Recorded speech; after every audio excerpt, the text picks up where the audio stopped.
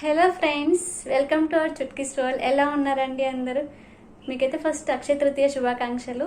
అక్షయ తృతీయ అనగానే అందరూ బంగారం వెండి కొని తీసుకొని ఇంట్లో దాచిపెట్టుకుంటారు కదా.